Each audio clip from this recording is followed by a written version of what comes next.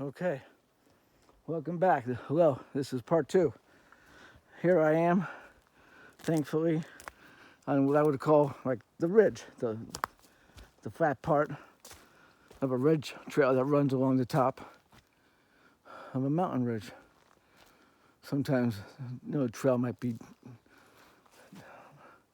below certain land features, but that's not the point. That's just kind of the name I call it. So earlier it was very steep coming up. Now it's going to be very steep coming down.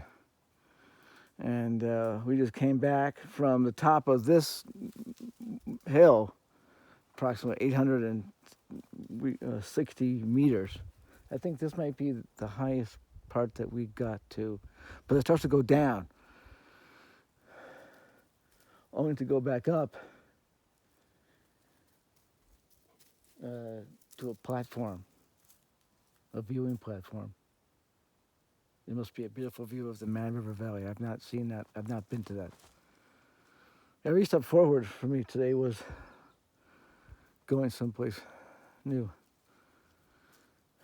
So we're heading back because it's already almost 3:10. So we have a good 35 minutes back. Okay, so that's Chester Window signing out. Keep on trucking. All right, let's go.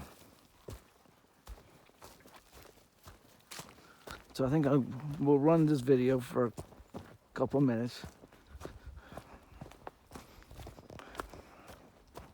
So I was inspired to do this today by watching some YouTube videos of hikers hiking this spring, the Appalachian Trail, through hiking. There's a gal named Toots.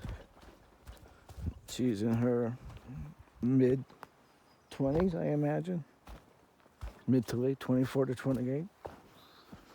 Seems like she has her life together. Could have been, who knows, could be anything. Air Force pilot. The other man, or the other person is a man, Dave. He goes by Mile Marker. In his videos, he announces each mile. And sometimes he does 10 miles or more in one day. Sometimes he does 10 miles by 10 a.m. But that's a very rare, tough day. That's a big push. So Dave, or Mile Marker, has started about 2 weeks before Toots. I don't know how she got her name. She got her trail name maybe a week into her hike. So it's interesting to see her following Mile Marker. I sent her a message when she reached this fire tower that's marked 100 in white paint. I wrote to her on her YouTube. I wrote, "Congrats on 100." And I got a thank you or a heart or something, or a thumbs up. I got on my side it looks like a black heart, which I'm cool with that. The black hearts, I like that. There was a radio group like the Black, was it iHeart Radio? This would be the Black Heart. Joan Jett and the Black Heart. So this is the trail. I don't know if I got any good video earlier. I was rambling. Yeah, and the what do you call it? The composition, the color, the lighting, the aperture. It's very poor cinematography on my part, but I can see how this is a full-time job. And these folks, there's another person, another woman that she just started. She's wondering, where are all the people? She's walking very slowly. So she calls herself, so they all have YouTube channels.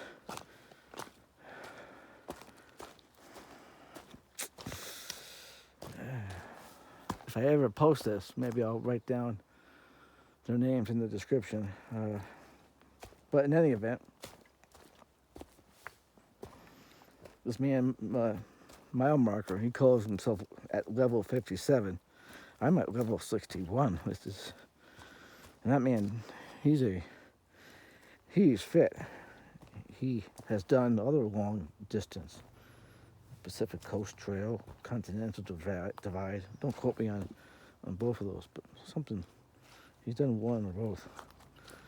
In any event, yeah, it's just amazing how people can do this for weeks, months. I heard the gal that just started, well researched. She's taken 6 months off.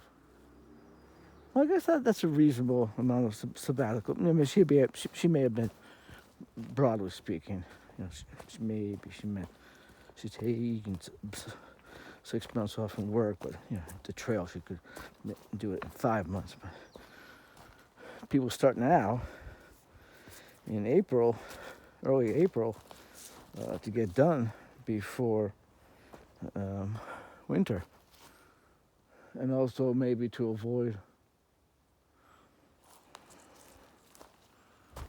Oh no, I was gonna say black flies, but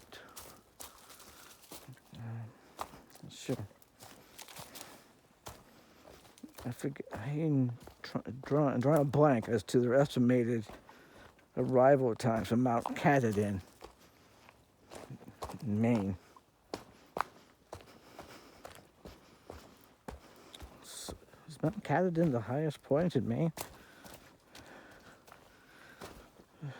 The highest point on the East Coast is in Georgia, is it? Yeah, the Appalachian Mountains are taller than here. Is that right? Okay, so I'm going to put this camera down to be safe, be hands-free. There were some spots climbing up that I had to use my hands, I'm sure, and climbing down earlier. Even going up today, I had to go down. I had to use all my exterior rear end. Hope my pants aren't too trash, but that's part of being trained and experienced. Is that, hey, have clothing that works. This is just casual every day, but they don't quite fit for hiking. The shoes are okay once I tie my shoe. The pack is working out great. I can see that the one piece of hardware for the chest strap needs to be replaced, or find a way to jerry-rig it to use it. I don't seem to really need it, but I think it would help because I would need to put more weight on in this pack if I was to go on an overnight. I don't have any food, for example, or a fire or a stove kit. That's why compressing the sleeping bag and the bivy sack, maybe the bivy sack would even go outside of the bag. I need space in this sack. Well, I can hear a motorcycle going over the Appalachian Gap. Yeah, to have, because I see some of these people, they're going maybe 2 or 3 days before resupplying into towns or staying at hostels. And I suppose from a hostel, they're able to buy supplies, or they have supplies mailed to them. Some people even mail the supplies to themselves, right, to a post office box or to an inn they're going to stay at. They must get permission to do that, and then. So yeah, this is good training. So I think these shoes would be okay.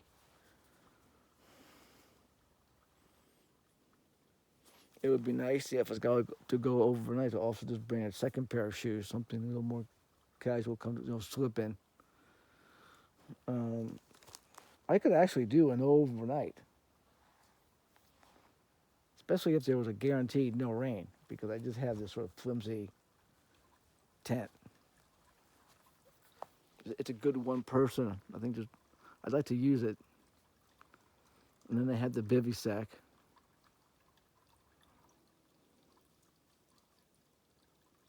which if it was cold, could even, sleep in that. I haven't used it in a while, so that would be good practice to use it. Yeah, and I also need to get a compression sack for the sleeping bag. Yeah, because then it would be nice to bring an extra change of socks on these. I don't have a jacket with me, so it would have been nice to have brought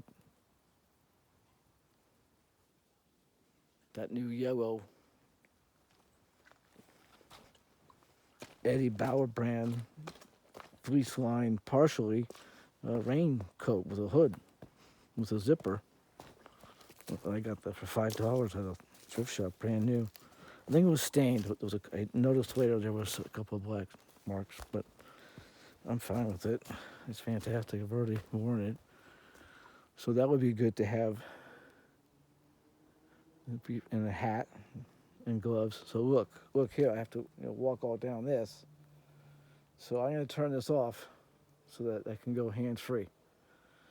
All right, this is already almost 12 minutes, but let's see if I could do it. Wow, can you hear the motorcycle?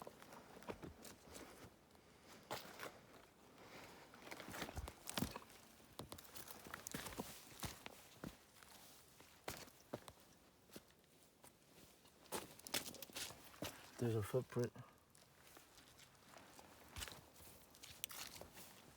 I don't think that's mine. Yeah, it could have been mine. Okay, I got off the trail. Whoa. Oops. Right into a muddy spot. Yeah. Here's a tip, folks. I just invented. Borrow it from something else. Bring some newspaper.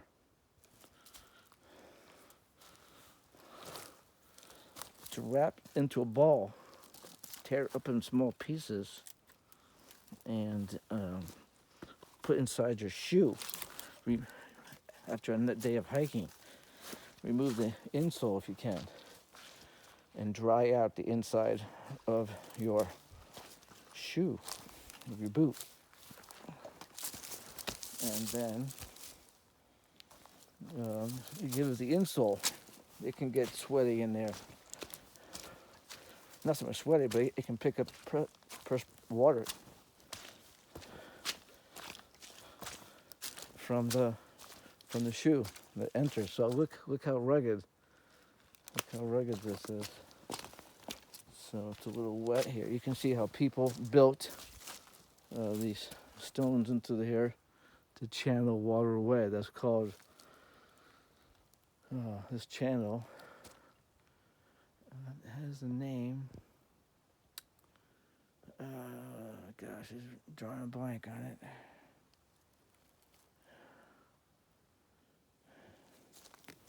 It's not a culvert. Oh, a water bar. There we go. Haven't used that word in a long time. Okay. Okay, look at that footprint, huh? Wow, that'd be a big foot. All right, so look at this, all these roots. It's terrible. This reminds me of mountain biking, the old school stuff. Technical. Oops, off the trail. And missed those rocks. Okay, so this is pretty boring, right? Who knows? So so back to my inspirations. Hey, we did it. Even though we didn't reach to the pavilion, that was not my goal to come here originally. I was kind of like, no, I was not kind of like, I was, hey, let's just go and get started. And we'll figure out what we're going to do once we get there. And that's what we were doing. And then we met the man. And the man wearing a Red Sox ball cap. He had a dog, O'Neill, smaller than Chester, similar. Although that dog had a white chest and it was a little more hairy, fluffy in his chest. It was smaller. It's like a miniature, like a Chester, like just 2/3 the size. But any event, so we chit chatted. I did most of the chit chatting. Is that a surprise? And I revealed that I lived in the area and for how long. And he was all excited. He had, here, in Waitsfield. So even though that's not the town, I said yes. A little bit of protection. Okay, so look at this. Wow. So this is now going on 15 minutes. So this is going to be, let me turn this off for now. And we'll talk more about my inspiration for being out here today. And then maybe we'll think of something inspirational together today. All right? Maybe it'll be semi-spiritual. It is Sunday, so who knows? Okay, Roger out. Keep training.